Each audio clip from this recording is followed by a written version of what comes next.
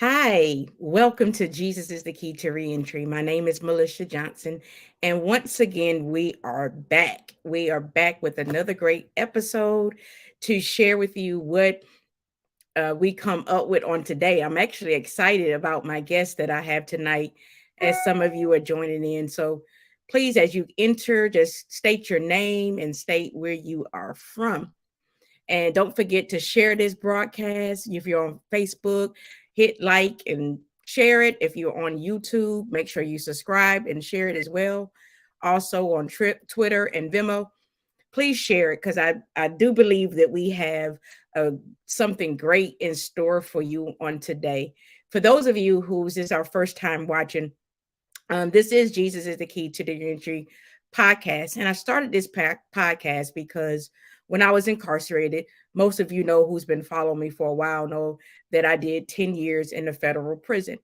And while I was there, I kind of felt alone and forgotten. So I wanted to make sure that when I come out, that the people that I left behind did not feel that way. But as I've been out and as I've been doing the podcast, God has just been opening my mind to so many different avenues and so many.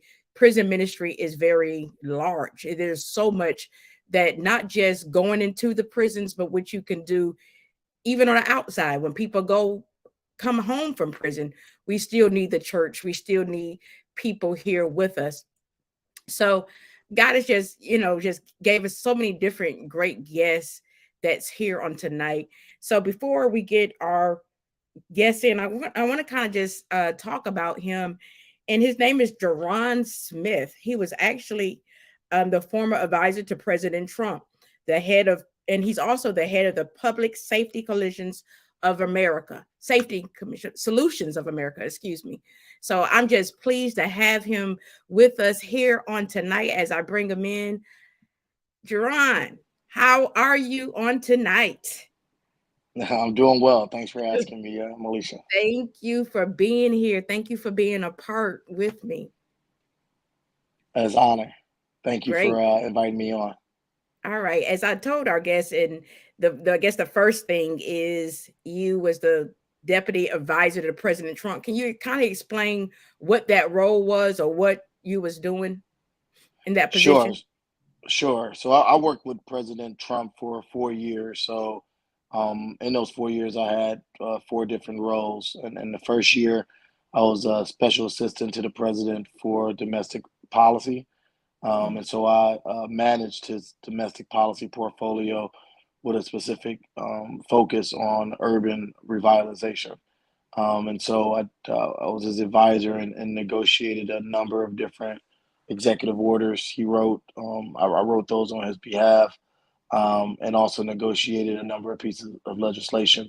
I also spent time as a special assistant to the president for legislative affairs, where I worked with the House and the Senate on negotiating some priorities for the president. And then the last 2 years, I was promoted to deputy assistant to the president, meaning I was the number two of his domestic policy council. And so to help guide his domestic policy agenda. But again, my portfolio included legislation, the First Step Act, police reform, all the executive orders he did around police reform, as well as the historic funding to historically black colleges. And you may have heard of opportunity zones. I was able to negotiate that into law. And then lastly, I was able to target funding for minority depository institutions through the PPP program. Oh, So, great. so a Wow. lot of different stuff. Yes. But there's one in particular that I want to talk about, and this is the First Step Act. You know, you've heard a lot of people that's watching, you heard that I said I was released under the First Step Act. So tell us your role and the position of how the First Step Act came out and talk about that a little bit for us. Sure. So originally, the legislation that Congress was debating around criminal justice reform was called the Sentencing Reform and Corrections Act. What we did in the Trump administration was instead of doing such comprehensive reform like the Sentencing Reform and Corrections Act, we went back to the drawing board because we didn't get a lot of support from some conservatives, as well as law enforcement groups. And so we were able to first specifically focus on reforming the prisons in a way that increased good time credits, made sure that everyone got their actual 54 days of good time credits a year. We were able to write out specific incentives for people to participate in recidivism reduction programming based off of their individual criminology.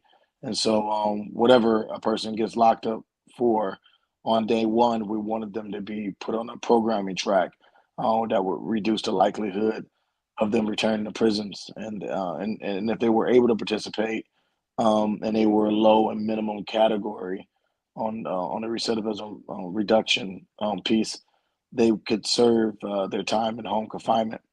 And so that ended up being a critical part. But when we passed the bill out the House, we negotiated some sentencing reform pieces. One was the 18-to-1 retroactivity for powder cocaine and crack cocaine. There's a number of individuals who were still in prison, even though they had changed the law. And so we were able to retroactively apply that law. We also got rid of the three strike rule. So that's no longer a law. And those were some of the highlights of the legislation. But it was the first piece of legislation and on criminal justice in over 20 years, 20 or 30 years since the 1994 crime bill. And Mhm. since we've passed the legislation, we have seen those who were served time in federal prison, uh, sent reentry or the recidivism rate has been really, really low. And so we were really successful. And that's the reason why we were able to get law enforcement to support it, the Fraternal Order of Police, as well as the International Association of Chiefs of Police. We're all really strong supporters. And as a result, we had almost 87 members of the Senate vote yes on it. And President Trump was able to sign it into law at the end of 2018. Wow, great. There's two things that I want to ask you. I want to ask you about this programming track and that three strike for people who don't that never been incarcerated, don't know. Tell them what that programming track is, and then also that three strike. Can you kind of break that down a little bit for them? So, I mean, we look at, so anyone that comes into prison, long as it was a non-violent offense. Well, first of all, there's four categories of how people get classified Hmm. once they're arrested. And that classification like determines um, if you're able to benefit from some of the pieces in the First Step Back. So there's the four categories is you have a high likelihood of recidivizing or returning to prison, a medium, a minimum, and low. Hmm. Um, those individuals that get classified at low or minimum are eligible to earn credits or time off that they can serve the end of their sentence in home confinement. If, based off of their criminology, they participate in programming that has proven evidence-based programming that's have proven to reduce their likelihood of returning to prison. So that programming is everything from vocational training to education, to mental health training, or to drug rehabilitation, or even work that you can do with healing family trauma. Hmm. And so all of these things are packaged with additional carrot that if you participate in it, then there's a likelihood that you can take some time off of serving. And it's been very, very successful as a result of it. When I was talking about the three strike rule, um, uh, uh, Bill Clinton signed into law a crime bill that if there's some mandatory minimums attached to your record if you commit it, like if you get caught and go to prison, you have mandatory minimums that you would have to serve, and the third mandatory minimum was like life in a prison. And so we were able to reduce that to 25 years. And then for the second strike, there's a mandatory minimum of 10 years and 20 years, and that was reduced down to 15. So that was the part of the First Step Back that kind of changed people's opportunities in the future. But again, we had a specific emphasis on nonviolent crimes, and so many people are excluded from some of the benefits of the First Step Back if you committed certain crimes like a sex crime or a crime of violence, which is why we got the support of so many conservatives as well as law enforcement. Wow. Yeah, and in those classes, there's several classes. I think when I went up to my case manager, I was programmed out because I had a 144 month sentence, and during that time, we was actually doing COVID when all of this was going on, and a lot of people was just start getting immediate releases, just going out.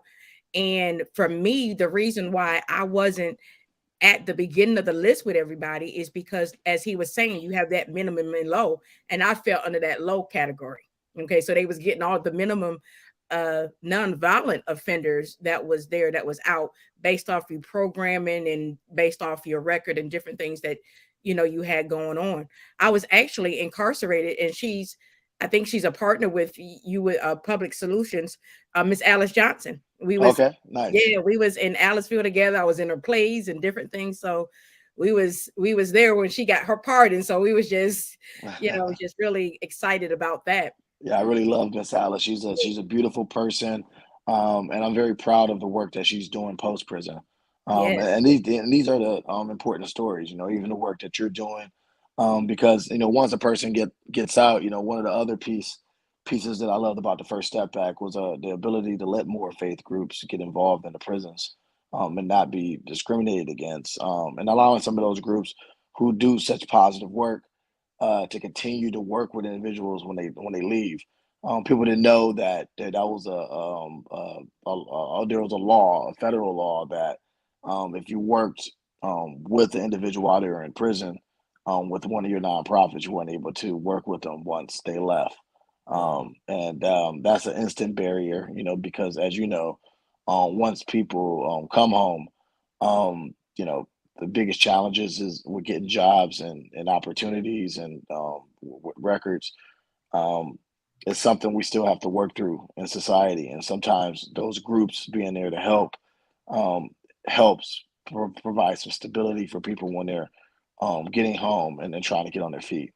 We also created a program that allows for people to, save their salaries that they make for vocational programming that may pay, and being able to put that money into an account to save and use when someone comes home. We also allow for more opportunities for vocational education by allowing the prisons to work more with companies and doing some workforce training. But again, having a faith groups involved while they're serving and when they're coming home is a really good thing yes. to helping people make sure and ensure that they don't return back to prison. Amen. Amen.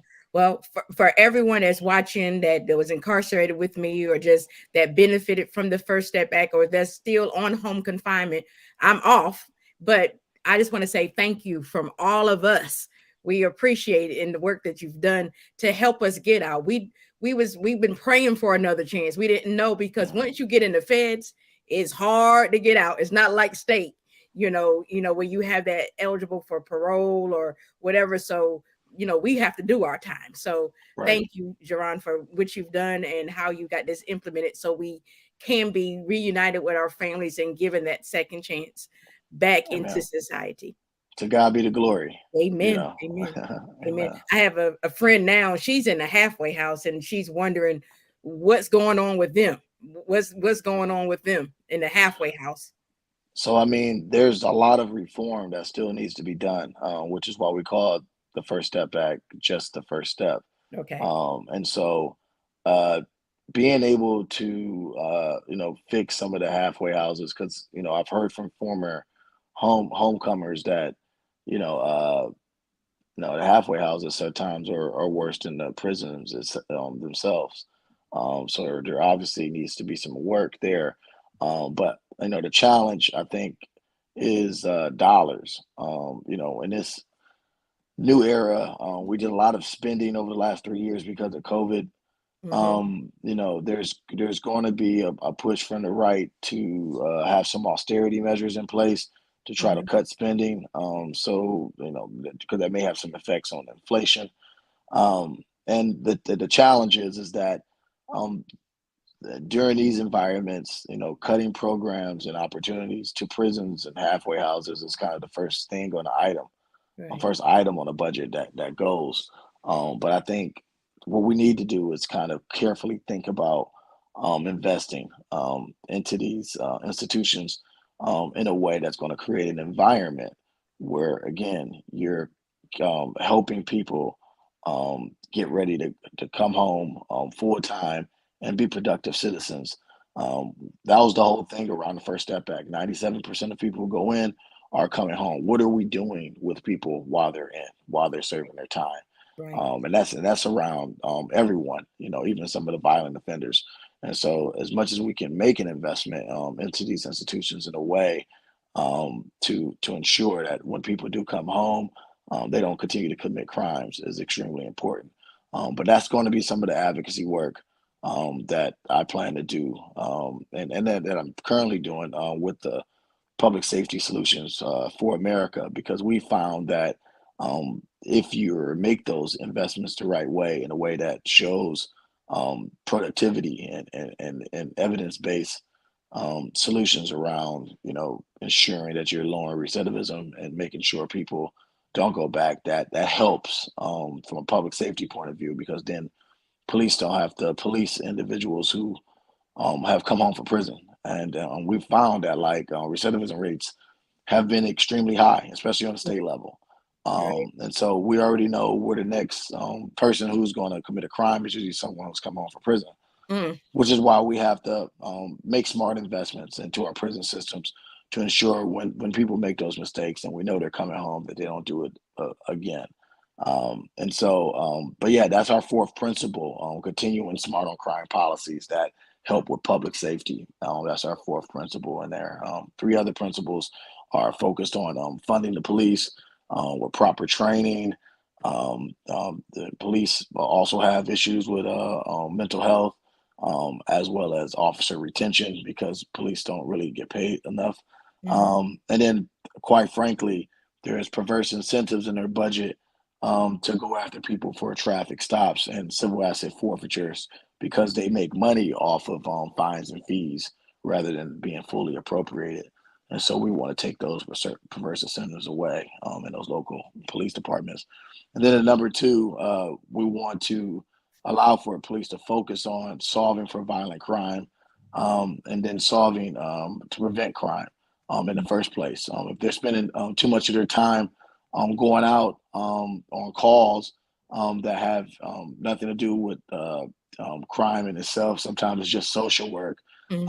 And in those cases, you will want them to work with, mental health professionals or people who have experience with drug rehabilitation, or violence interrupters. Having a partnership with them is extremely important. And that leads us to our third principle, which is around evidence-based policy. We found that working with former homecomers like yourself, who work with the police, that's been a great partnership in helping communities deal with public safety, because then they earn the trust of the communities. And so all this allows for us to continue to do smart on crime policies, and we can win the public trust around public safety, because we can continue to do reform.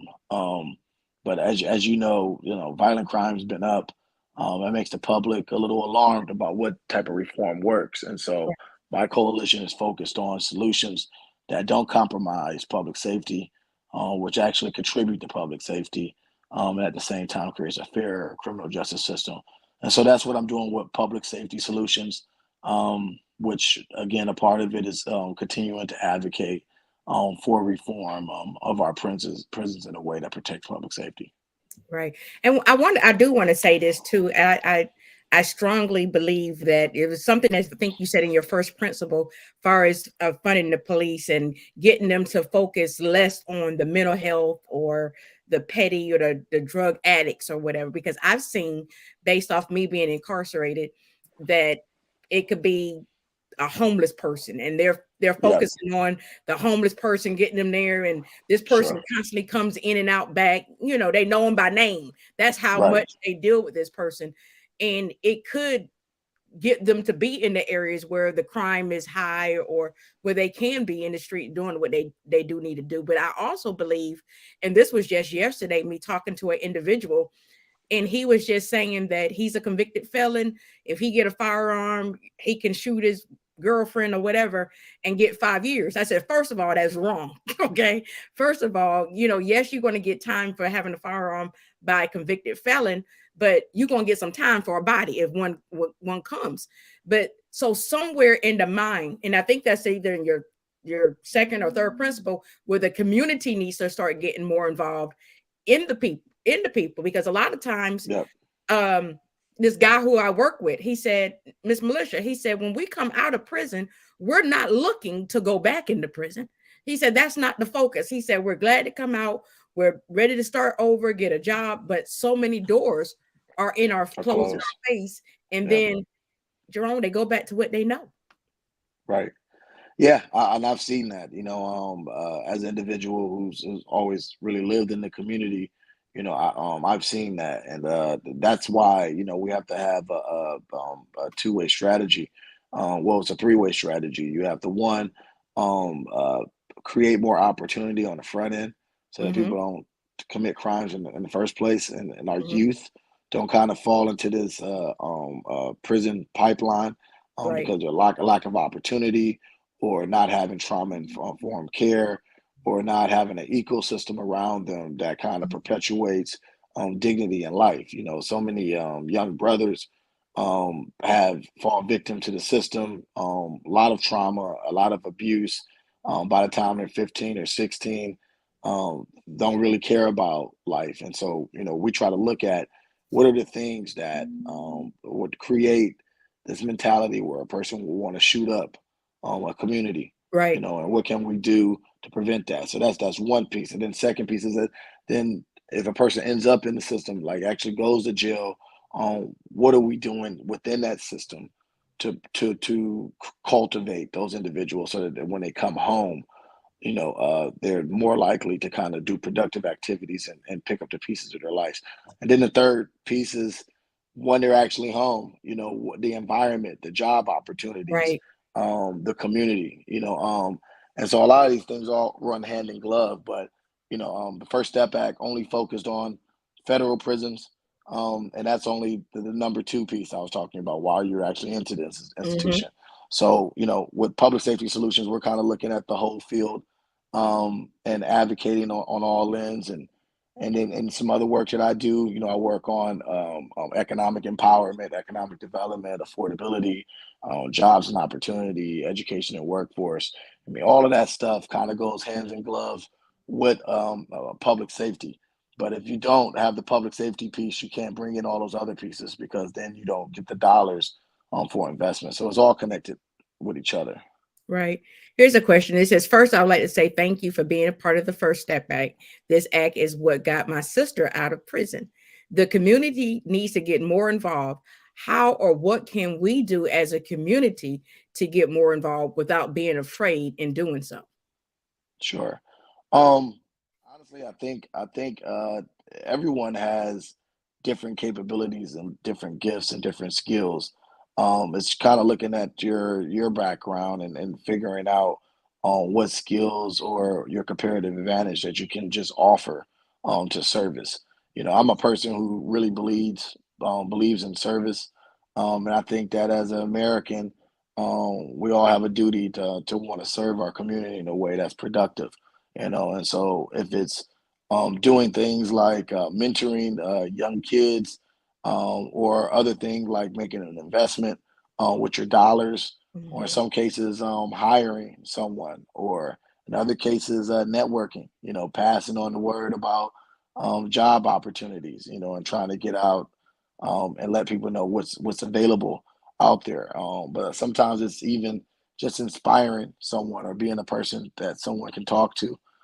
Those are all little things you can do outside of directly getting involved with the movement. You all, especially if you touch the justice system and spend time in prison, you have a story to tell, to educate people, because a lot of the public don't know about how the system currently is, and how it needs to reform, and how in reforming that touches people who don't necessarily are directly in the criminal justice system, because we all kind of live here, in this country together.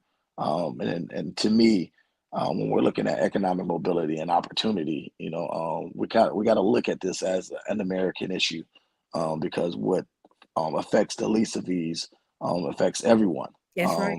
and it comes back in many types of ways. And so that's what I would say. There's just a multitude of different ways, but like I said, it's always about turning inward first, Right.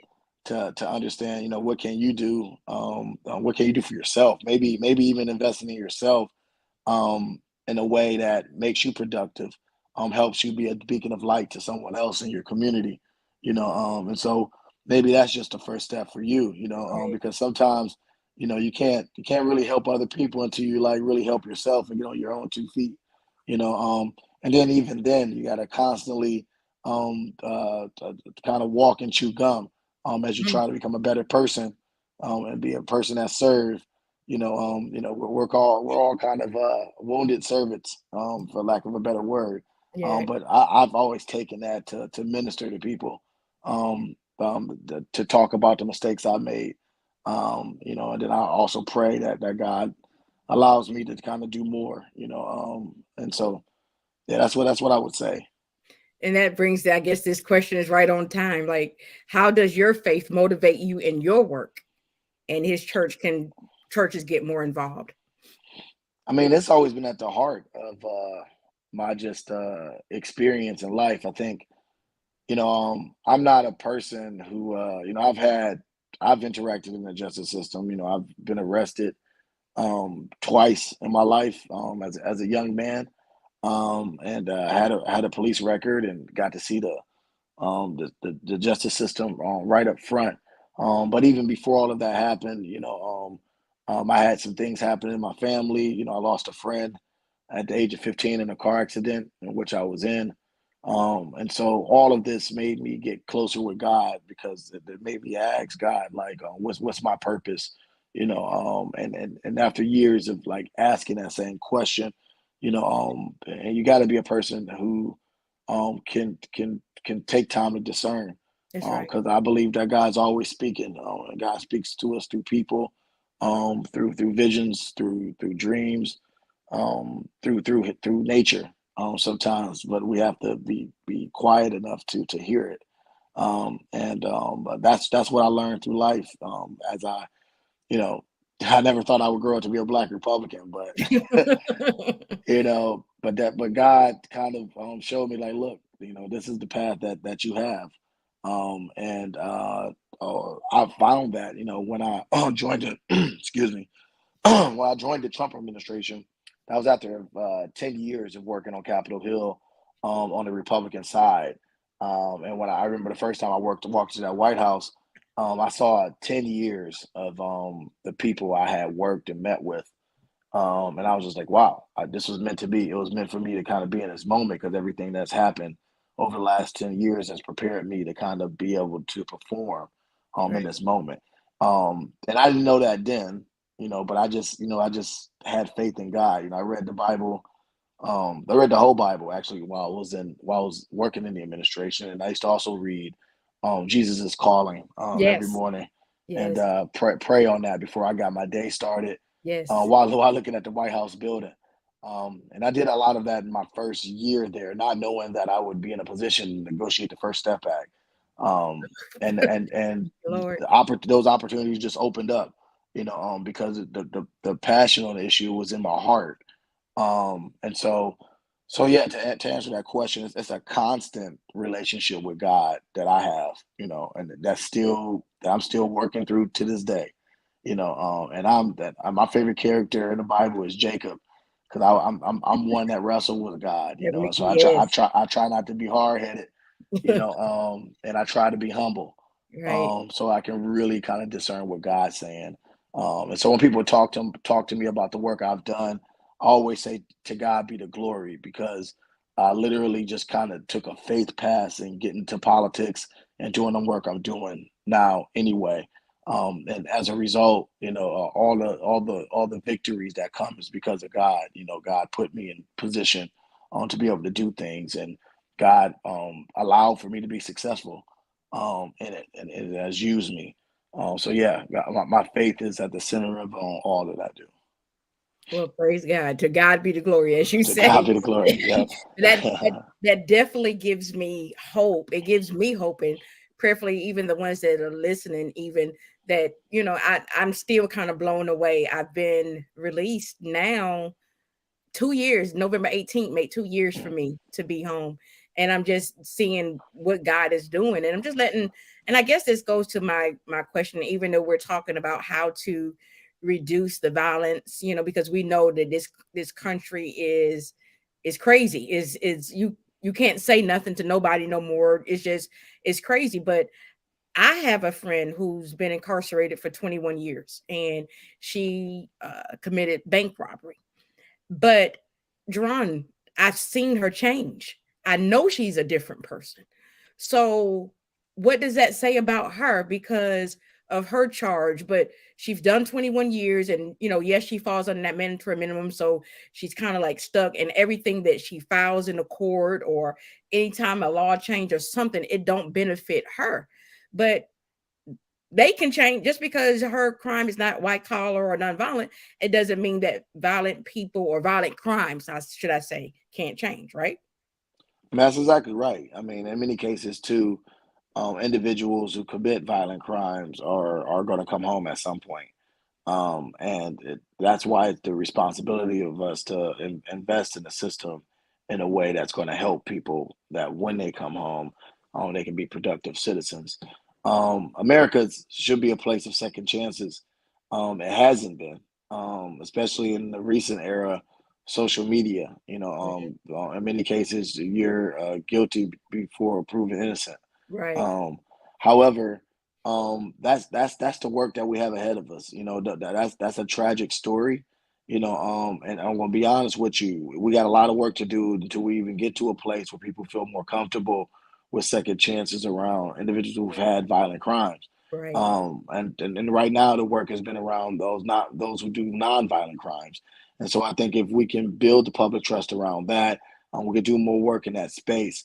But we have to be very careful. And I say that because this is very nuanced work. And if we do it the wrong way, we could, put people in position to take advantage of a system.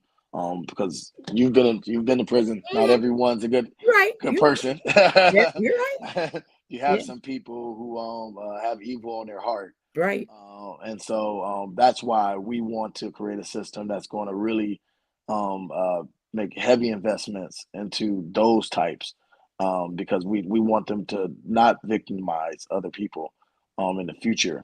But we also want to allow for those people who are deserving for a second chance to earn that second chance. right, But that's the work. Kind of looking at both things, but with public safety solutions, we've been taking just an honest look at this, and we do believe that certain people need to be locked up. We do also believe in accountability for crimes, but we also believe in second chances.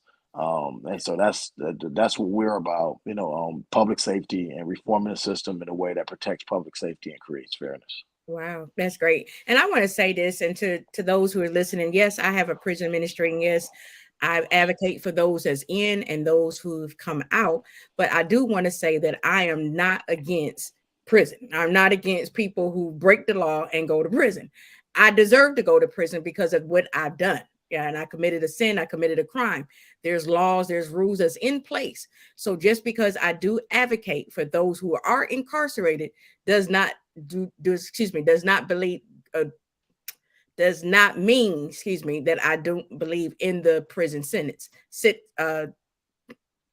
system. Thank you. I I don't got know you. what's happening here, but but I do know that I believe that sometimes that the sentences can be longer. I felt like even with Mhm. me that I received a 144 month sentence, and I felt like I didn't kill nobody or I didn't do anything violent or whatever, but I'm way over past that. But those are the things. But this is one thing that I do want to talk about is because I've done my time. I'm ready to vote. I'm ready to vote. I feel like I did my Mhm. time. I work, I pay taxes. So what can I do or what can others do to so we can start, being actually productive citizens in society? Well, that we have a lot of work to do on that front. One, I would say the 13th Amendment has written in the Constitution that you lose certain rights once you commit a crime. And so I would want at some time to kind of do a movement to amend that piece of the Constitution. Of course, that's a big uphill battle. That doesn't mean it's insurmountable because you would have to pass something in Congress and then also get it ratified by each state. Okay. So the And so first part that's is to go through Congress for that. I believe so. Okay. It's gonna. I know it's a two to make it to do anything with the Constitution. You Okay. have to you gotta work with both bodies, state and federal. And so, but that's the process, and that's why it's not easy to kind of get a constitutional amendment or to change parts of the Constitution.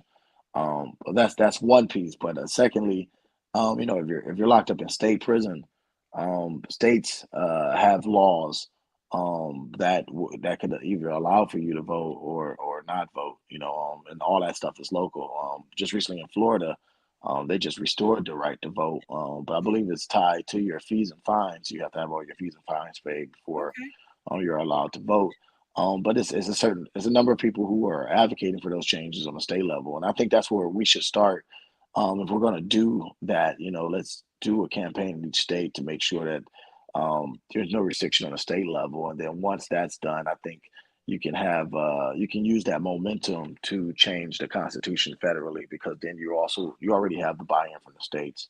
Right. But I'm certainly supportive of that too, especially after a person should serve their time. Right. Yeah, for sure. You know, I totally believe that. I feel like, I've given another chance to get it right. I'm starting over. I'm working, I'm paying taxes now. The government's taking my Yeah. taxes, so, I feel like my rights should be gradually restored back. But I do know that there's a process that we have to go through. Once Right. again, we're talking to Jerron Smith, and he's here, and he has a coalition called the Safety Solutions, and he's talking about ways that to keep our country safe and to there. Like I said, I don't even watch the news. I'm just going to be honest with you. I don't watch the news. I may Mm. The majority of the news that I catch is maybe on social media and I'm scrolling and I happen to see something because it's just so much violence going on. And I think my sister and I was talking about earlier is that we need to get back on the streets like we used to do. Yeah. But here's somebody saying that we need programs to organize the community. So we got to start, and I'm not sure exactly what they're saying right there, but we need the programs to organize the community. Maybe places that programs that's already in fact to now let's start getting out to communities and this is what we need to do. Yeah, I think, I look at this very holistically, for all underserved communities.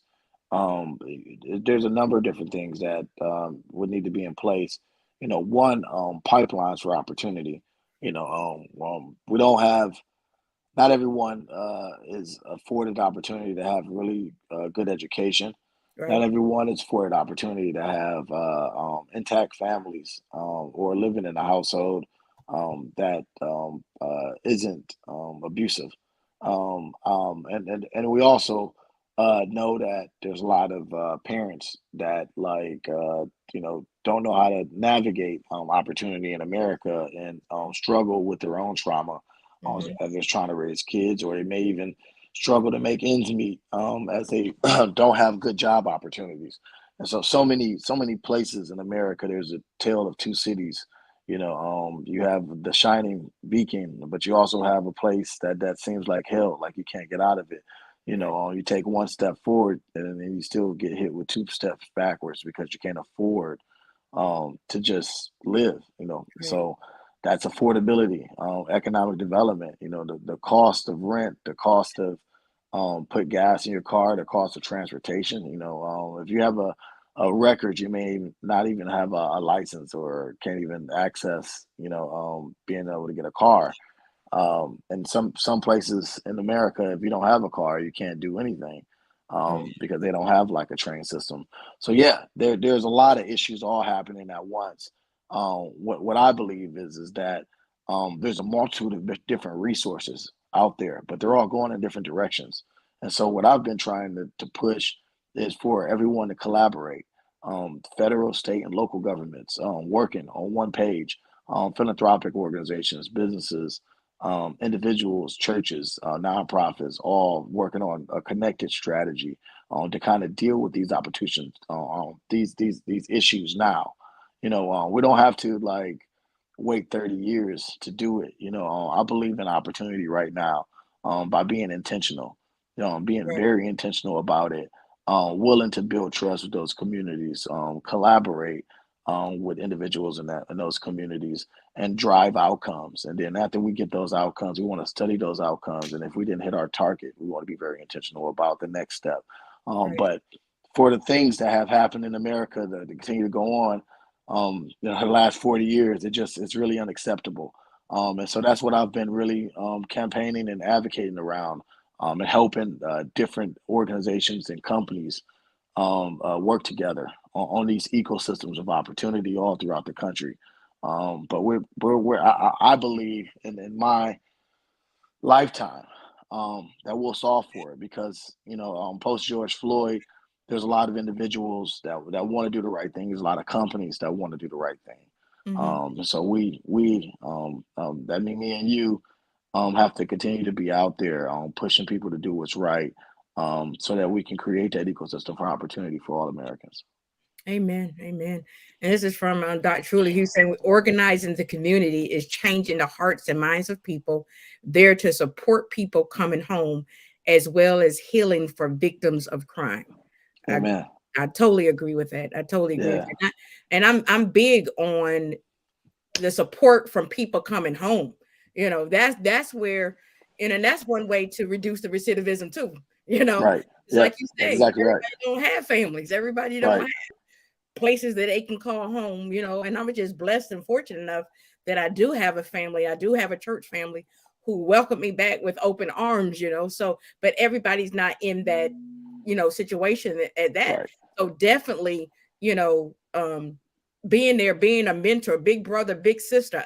Do they even still have the big brother, big sister They program? do. They do. They're just not in every community. Oh, okay. 'Cause I remember You years know, ago there was that's what was done, but yeah, I here, mean, but like every community doesn't have like I used to say this. Like I don't remember having a 4-H club. I don't right, remember having a YMCA or a big brother, big sister program or any of that in my neighborhood. But to me, this is also the work of the church. The last comment is extremely important because we're dealing with individuals and public perceptions of people's hearts to want to change and do the right thing, right, to reimagine community. It's almost like I remember in history we've had this first and second great awakenings that really kind of pushed the movement around abolishing slavery. I think a new movement needs need to happen on just individual.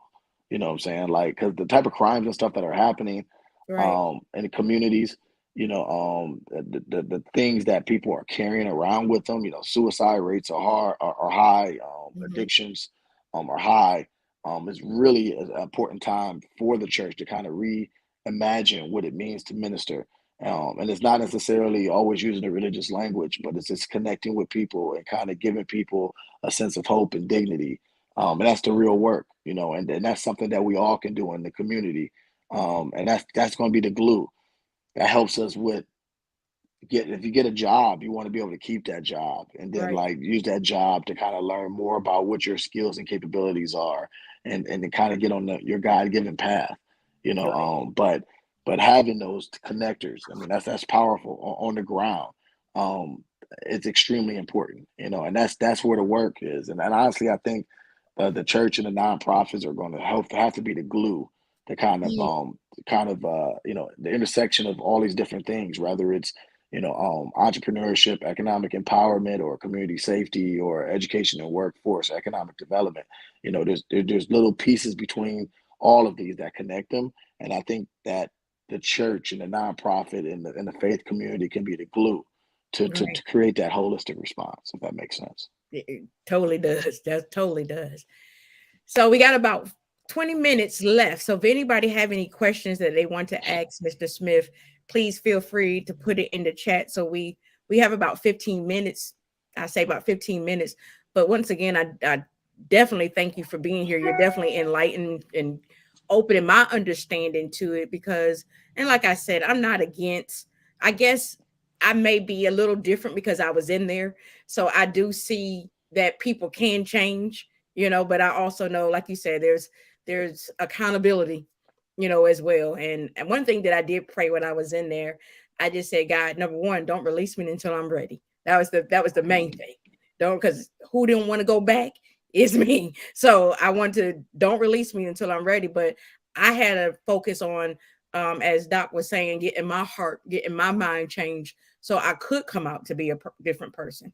I Mhm. spent 10 years away from my son, and I've watched, even in there, we was a community, we was a family, we've all experienced loss, whether it was a mother or father or children, and we was all together. So I think that a lot of times, we was, we was growing. We was growing. Right. Some took longer than others, but we was growing.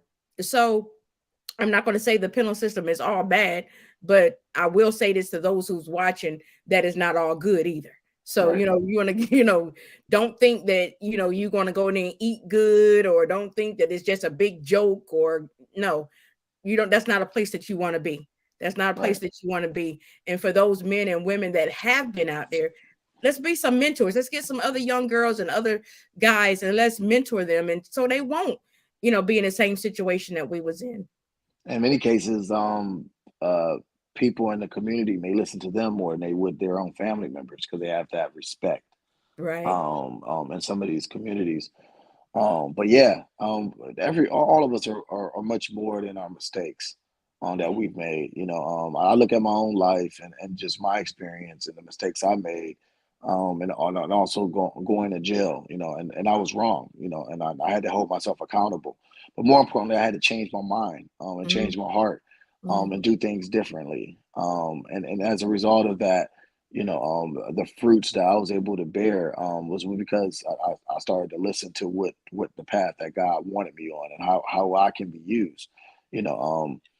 And it's hard to hear. You can be very clouded by a lot of distractions and stuff. And so, this is why we have the reimagine community, and get out there with people and meet them where they are, in life, and that's what I've been trying to advocate for. Advocate for dollars to help people be able to do more of that work, Right, because a lot of our social entrepreneurs, their heart's in the right place, but even them, they want to be able to do well by doing good, and being able to make an investment into their work is extremely important, so that we can keep them doing some of that work, and not fall victim to having to figure out other ways to make ends meet. right, right, right. And that is so true. That is so true.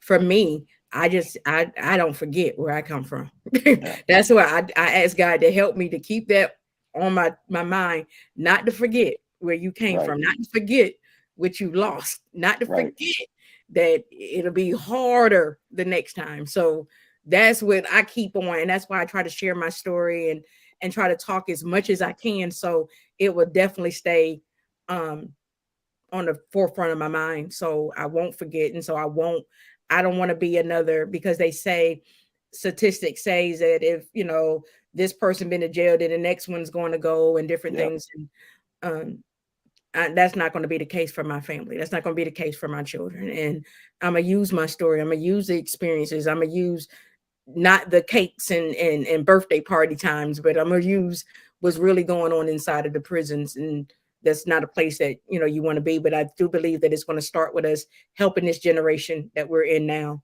helping getting out there on the streets, getting a mentor, just being with them. And like you said, they have more respect because I remember me growing up and not listening to my mom or my dad or my grandmother, but somebody who been through something, you pretty much, will listen to them.